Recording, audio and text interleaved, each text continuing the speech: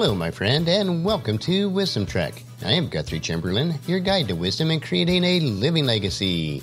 Thank you for joining us for our 5-day-per-week wisdom and legacy building podcast. We are broadcasting from our studios at the Big House in Marietta, Ohio. Today is day 956 of our trek, and it is Wisdom Wednesday. Creating a biblical worldview is important to have a proper perspective on today's current events. To establish a biblical worldview, it is required that you also have a proper understanding of God's Word. Especially in our Western cultures, we do not fully understand the Scriptures from the mindset and the cultures of the authors.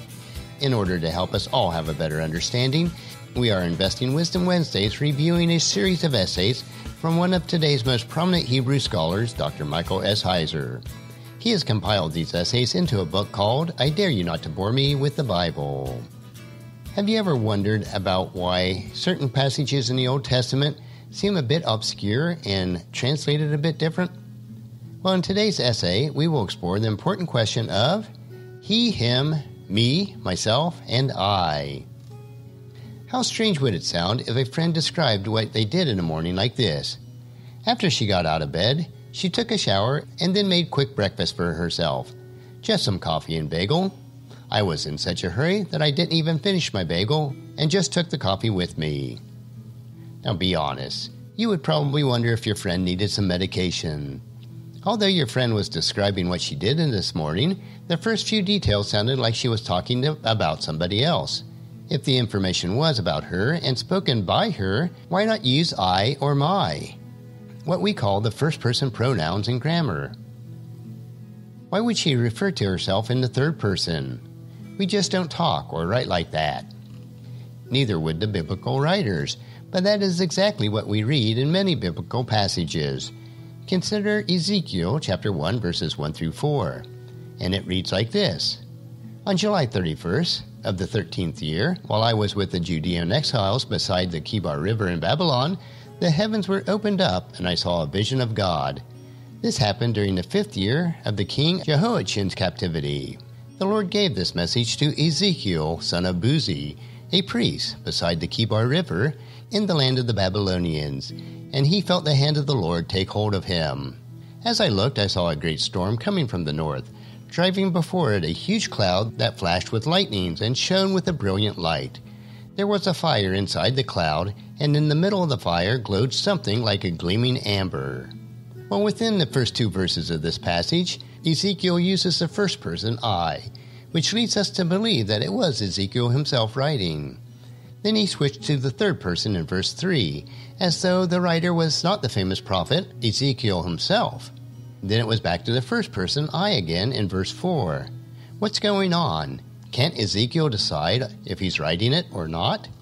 There is no multiple personality disorder here. The switch between the grammatical persons is simply a telltale sign of an editor. Someone other than Ezekiel inserted the verse 3 to make it clear that the prophet wasn't crazy. The prophet saw God and was led by the Spirit to describe what follows in the book.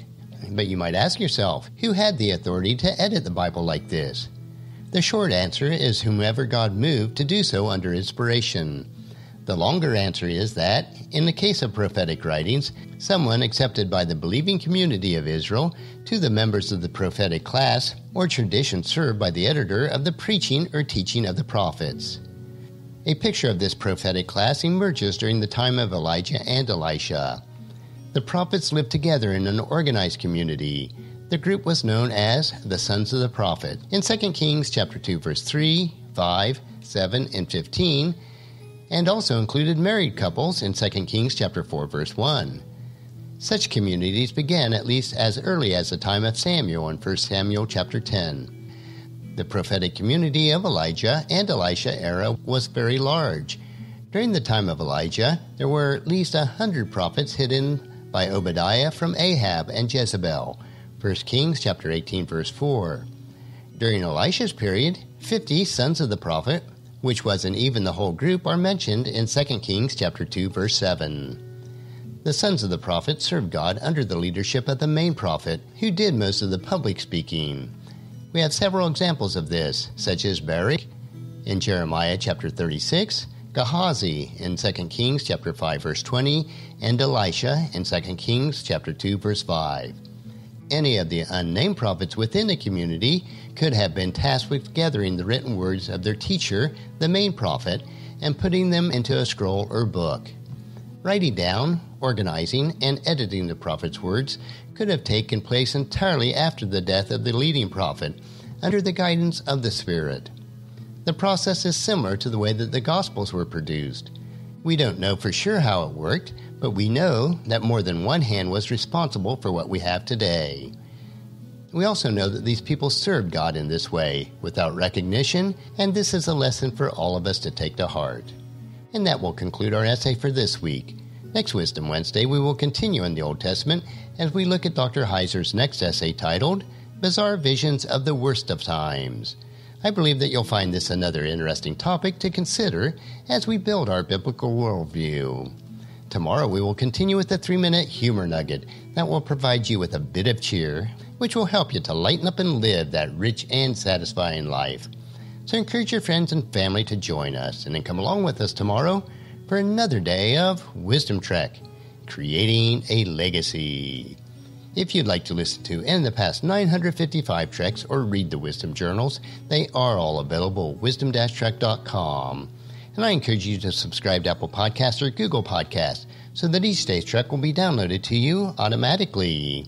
And thank you so much for allowing me to be your guide, your mentor, but most importantly, I am your friend as I serve you through the Wisdom Trek podcast and journal.